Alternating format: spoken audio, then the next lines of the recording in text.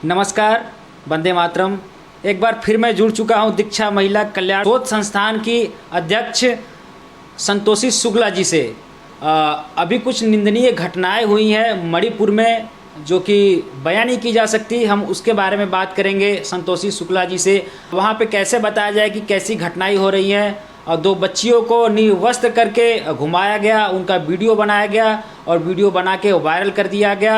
वहाँ की सरकार, वहाँ की सीएम अभी तक कोई कड़ी एक्शन नहीं ली है। तो ये एक महिला है, इनका एनजीओ भी चलता है, तो हम इनसे ही जानते हैं एक महिला के रूप में महिला का दर्द कैसे समझ सकती हैं। नमस्कार, मैं संतोषी शुक्ला दीक्षा महिला कल्याण शोध संस्थान की अध्यक्ष हूँ। और समाज में जो बेटियों के साथ और जो महिलाओं के साथ आए दिन ऐसी घटनाएं घटती जा रही हैं, जिसको लेकर के हम लोग बहुत ही ज़्यादा शर्मिंदगी महसूस कर रहे हैं। अभी फिर जो है 2 महीने पहले मणिपुर की जो घटनाएं हैं, जो वीडियो जिस तरीके से वायरल हो रही है, ये बहुत ही दिल दहला देने वाली घटनाएं घट रही हैं।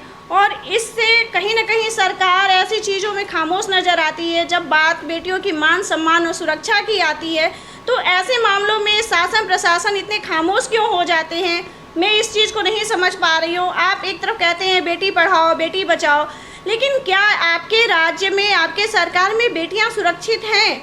इस पर क्यों नहीं आपकी नज़र जाती है? जिस तरीके से आए दिन बेटियों की घटनाएं घट रही हैं, चाहे वो किसी भी मामले में हो, चाहे वो लापता पे हो, चाहे रेप पे हो, चाहे जो इस घटनाएं घट रही हैं, जो वीडियो वायरल हो रहे हैं, तो इसमें आप इतने खामोश क्यों हो जा रहे हैं? तो ये बहुत बड़ा प्रश्न चिन्ह है। और यदि ऐसे ही होता रहा कि महिलाओं के साथ इस तरीके से घटनाएं घटती रही, तो हम भी जो है समाज सेवी हैं और हमारी बनारस की पूरी महिला टीम जो है कहीं ना कहीं इस चीज़ को एक्सेप्ट नहीं करेगी कि इस तरीके से हम लोग बार बार जो है मान सम्मान के साथ समझौता करते रहें। यदि ऐसे ये चीज़ें चलती रही और कोई सरकार एक्शन नहीं लेती है, तो हम लोग जो है इसके ज़मीनी धरातल पे भी उतरेंगे और आगे भी जाएंगे। और जब तक जाएंगे तब तक ही इसकी कार्रवाई नहीं हो जाती है, ज़रूरत पड़ी तो सीएमओ ऑफिस तक भी जाएंगे कि इस तरीके से महिलाओं के मान सम्मान के साथ, मतलब अब ये बंद करना चाहिए। अब ऐसा नहीं करना चाहिए। हम लोगों का भी अधिकार है। जब आप कहते हैं कि बेटी पढ़ाओ, तो बेटी सुरक्षित क्यों नहीं लाओ? बेटी भी तो सुरक्षित लानी चाहिए, बेटी को भी सुरक्षा देना चाहिए। फिर उस समय आप इतने खामोश क्यों नजर आते हैं? कहीं न कहीं आज भी लोग रात को 8 बजे के बाद निकलने में महिलाएं डरती हैं। बिल्कुल डरती हैं, क्योंकि आपके पास क्या किसी भी जो प्रशासनिक जो पुलिस है, क्या किसी चौराहे पे महिला कर्मचारी है? यदि किसी महिला के साथ कोई भी घटनाएं घट जाती हैं, तो वो किससे जाएगी कहने के लिए?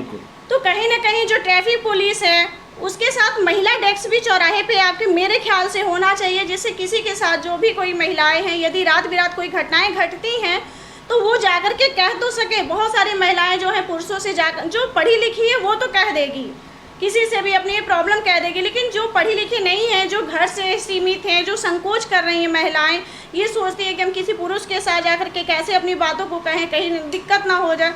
तो वैसे समय में महिला डेस्क भी होना बहुत ज़रूरी होता है। महिलाओं को भी ट्रैफिक में लानी चाहिए, जिससे जो घटनाएं ये घट रही हैं, महिलाओं को भी हिम्मत मिले कि हम कहीं ना कहीं जा कर के उनसे कहें, तो हमारा प्रॉब्लम जो है वो सॉल्व हो सके।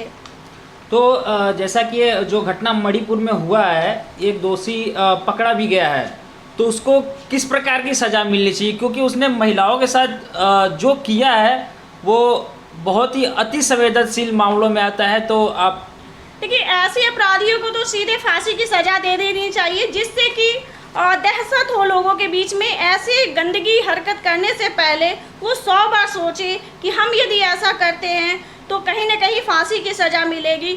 जो करने वाला होता है उसको जब आप कोई कार्रवाई नहीं करते हैं, तो वो खुलेआम जो है रोड पे घूमता है और किसी भी बहन बेटियों के साथ वो किसी भी हद तक जाने को तैयार होता है।